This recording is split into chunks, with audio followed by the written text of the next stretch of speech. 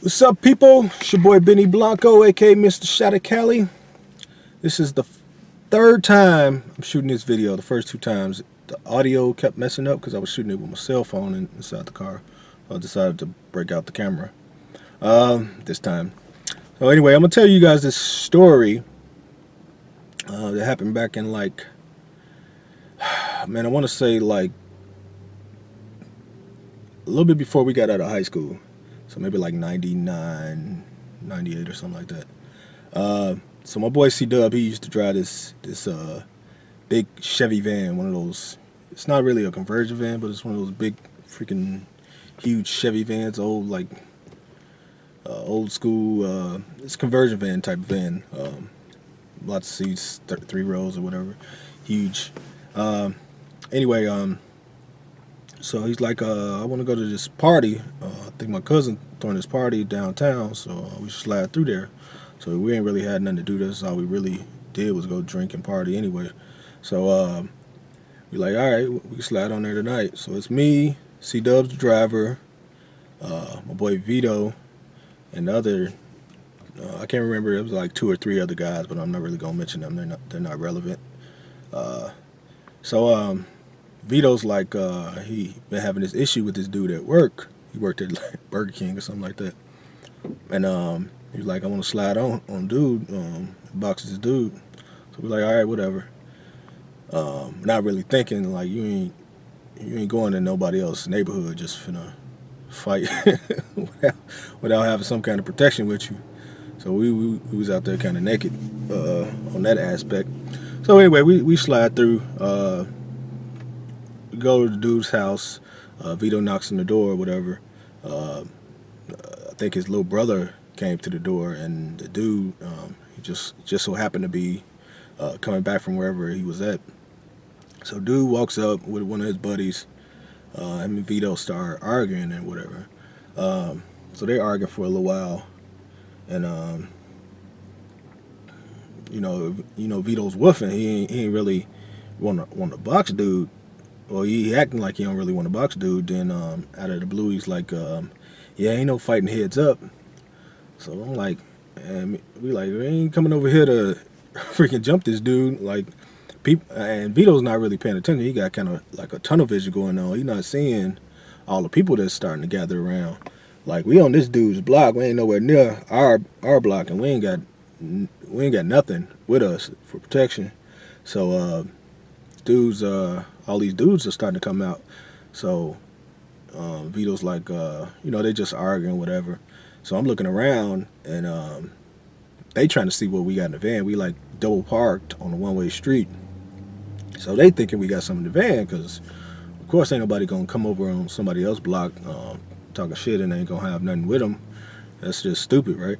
So they thinking we got something in the van. So I tell my guy that, so we like back and forth to the van. One of my guys stayed in the van. I don't know if he was scared or whatever, but he kind of stayed in the back of the van. So we kept going talking to him.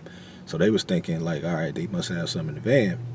And a couple of these shorties, probably some young teens, walking around with backpacks.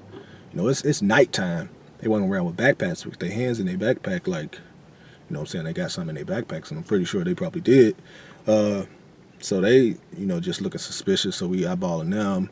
And at the height of it, there was at least 80 people on this block. This is a big block, one way in.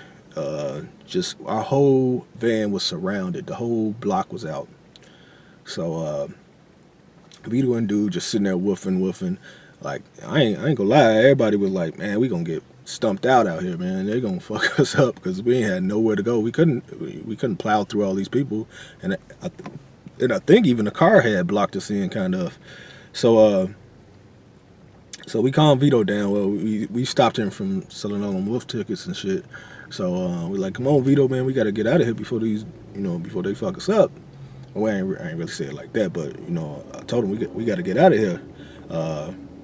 So they ain't really, what really saved us was the fact that all these old people started coming, all the, you know, the older people and all the kids started coming out, you know. So it kind of, they were like trying to get us to stop arguing anyway. So after that, Vito would calm down a little bit, and he headed back. We jumped back in the van, and as we driving off, you know, they throwing up their gang signs. I forgot what they was over there. I think like Four Corner Hustlers or something like that. So they throwing up their gang signs and, you know, throwing up gun like they was about to shoot at us or whatever. So man, we get a couple of blocks away. Now we all geeked that we got away and we didn't get killed out there. We giving Vito shit because he was scared to box the dude. So anyway, now we on our way downtown to this party, right? So we driving downtown now. Now mind you, this is like 99, 98. I can't remember exactly what year. It might have been 2000.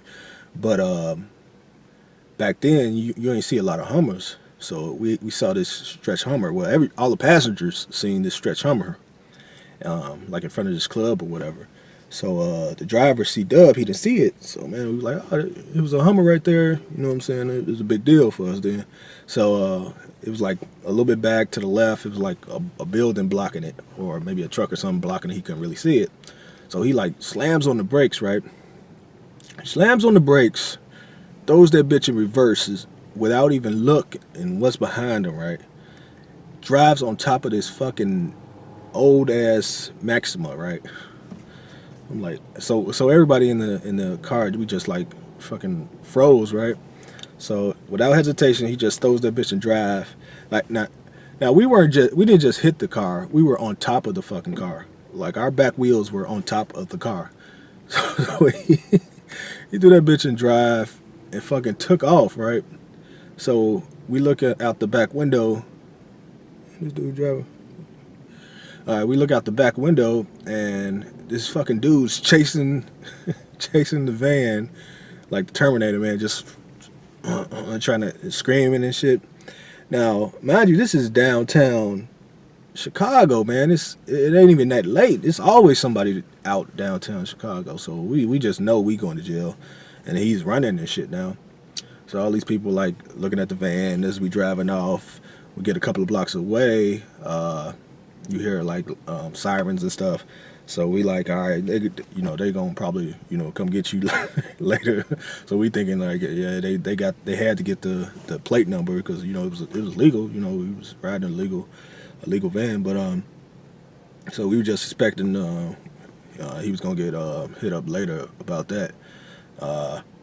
So we got away or whatever. So we head to the party. We drinking, fucking partying, stayed out. I don't know how late it was. It was real late.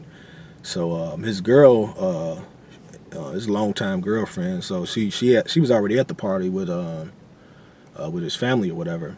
So towards the end of the party, they started arguing a little bit. It was drinking so much, they started arguing a little bit. So she rides with us back home, whatever. So she jumps in the passenger seat, of course. So they arguing. Then she's like, I don't want to be with you. She basically, trying to break up with him while they drunk. So man, he loses it, like fucking just starts getting like super suicidal, dude. Like he's taking this big ass van, he's flooring this big ass van, and we doing like 80, not 90. I don't know what the top speed on that old ass van was, but fucking he's flying, not stopping at stop signs, not stopping at stoplights. I ain't never been so scared in my life, man. I done seen a lot of shit, and I ain't never been so scared in my life. Like I balled up in the back. All my guys, we balled up in the back. We got our seatbelts on. Fucking just fucking praying that we telling the girl, man, just take him back. Just take him back. I don't want to die. And the funny thing, we like laugh. We so scared. We like laughing, like, oh shit, we gonna die. But we really scared though. We really scared because he ain't stopping for shit. And good thing we was on a big street. It wasn't like no little side street where any car come out we could fucking gonna crash. But and luckily it was so late that it was really empty outside. So anyway, he's just flying. He's continue every now and then he'll slow down, but he's continuing to just floor it. So she's like, just drop me off on this. She convinces him to drop her off on like some random corner, and she was like, I'm gonna call my sister or whatever. So he drops her off, and then he drives off, but then he circles the block and comes and picks her up.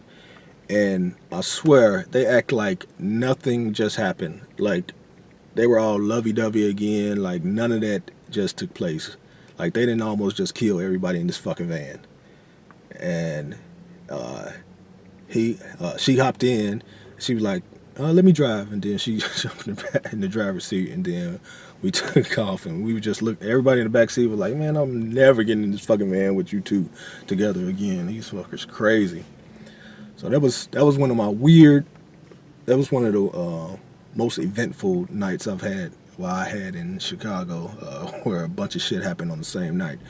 But there's a lot of other crazy stories I got from Chicago. But I just thought I'd share that shit with y'all. Of course, I didn't keep any of the same names, and that was a long time ago. But I highly advise not to drink and drive. I do have a story about the first and last time. Well, not the first, but the last time I drank and drive, and what happened with that. So stay tuned for that story. All right, that's all I got for you guys now. Peace.